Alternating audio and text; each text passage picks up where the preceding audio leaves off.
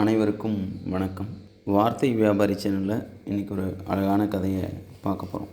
ஒரு நாள் ஒரு உப்பு வியாபாரி என்ன பண்ணுறாரு, உப்பு வியாபாரம் பண்ணுறதுக்காக சந்தையிலேருந்து மூட்டையை எடுத்துகிட்டு தன்னோட கழுதையின் மேலே ஏற்றிக்கிட்டு வந்துக்கிட்டு இருக்கார். அது ஒரு மாலை நேரம். சூரியன்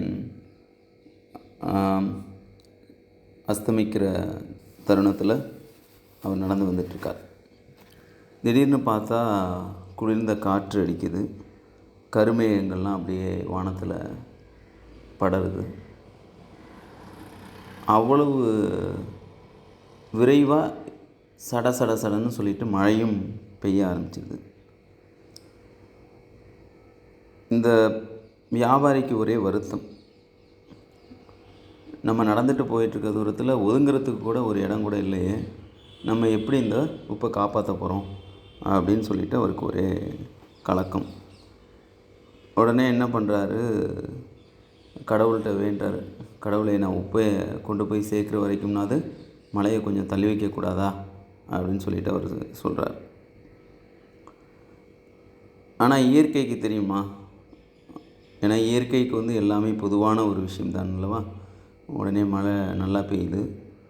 அந்த கழுதையின் மேலே இருக்கக்கூடிய உப்பு மூட்டைகள் எல்லாமே கரைஞ்சும் போயிடுது. உடனே இவருக்கு அழுகையும் ஆத்திரமாக வருது. என்ன பண்ணுறதுன்னு தெரியலை. அழுகிறார், மனம் விட்டு அழுதுறாரு. நான் என்ன பண்ண போகிறேன்னு தெரியலையே, என்னுடைய வியாபாரத்துக்காக வாங்கிட்டு போகக்கூடிய உப்பு இப்படி போயிடுச்சு, நான் எப்படி போய் வியாபாரம் பண்ணுவேன் அப்படின்னு சொல்லிவிட்டு அவருக்கு ஒரே மன கஷ்டம். சரின்னு சொல்லிவிட்டு நடக்க ஆரம்பித்தார். அப்படி நடக்கிறப்ப இடையில ஒரு காட்டுப்பகுதி வருது. ஒரு அடர்ந்த காட்டுப்பகுதி வருது. அந்த அடர்ந்த காட்டுப்பகுதி வந்த உடனே இவர் அந்த கழுதையை ஓட்டிக்கிட்டு போயிட்டுருக்காரு. திடீர்னு ஒரு கொள்ளைக்காரன் வர்றான். திடீர்னு ஒரு கொள்ளைக்காரன் கத்தியை வச்சு மிரட்டுறான். என்ன சொல்கிறான் அப்படின்னா, டேய், உன்கிட்ட என்ன பொருள் இருக்குது, உன்கிட்ட ஏதாவது பொருள் இருக்கா, பணம் இருக்கா, பொற்காசுகள் ஏதாவது வச்சுருக்கிறியா, கொடு அப்படின்னு சொல்லிட்டு அவன் கேட்குறான். கத்தியை வச்சு கேட்குறான். உடனே இந்த வியாபாரி, ஏற்கனவே நான் போயிருக்கையா, நான் வாங்கிட்டு வந்த உப்பு எல்லாமே இந்த மலையில் நனைஞ்சு போச்சு, இப்போ என்கிட்ட ஒன்றுமே கிடையாது அப்படிங்கிறான். அந்த கொள்ளைக்காரனும் உடனே அவனுடைய மொத்த இதையும் செக் பண்ணுறான். அவன்கிட்ட ஏதாவது இருக்குதா இல்லையா அப்படின்னு சொல்லிட்டு பரிசோதனை பண்ணுறான். பரிசோதனை பண்ணி ஒன்றுமே இல்லை அப்படின்ட்டு அவனை விட்டுட்டு ஓடிடுறான். அப்போ தான் இந்த வியாபாரிக்கு புரியுது, கடவுள் ஏன் மழையை கொடுத்தாரு, கடவுள் ஏன் உப்பை எடுத்தார், உப்பை மழையை வர வச்சு உப்பெல்லாம் கரைய வச்சார் அப்படின்னு சொல்லிட்டு அந்த வியாபாரிக்கு புரியுது. ஒருவேளை அந்த உப்பு மூட்டையை இவர் கொண்டு கொடுக்க முடியாதுன்னு சொல்லியிருந்தால் 2 பேருக்கும் சண்டையோ இல்லாமல் இவரை கொல்வதற்கான வாய்ப்போ ஏதோ ஒன்று நடந்திருக்கும்.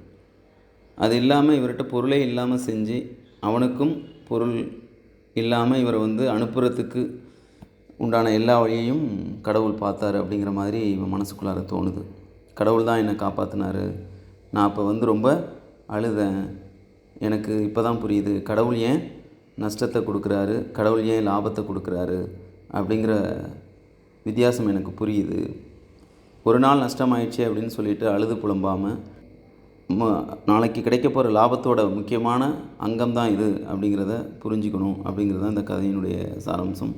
உங்கள் அனைவருக்கும் நன்றி, வணக்கம், வாழ்க வளமுடன், நலமுடன்.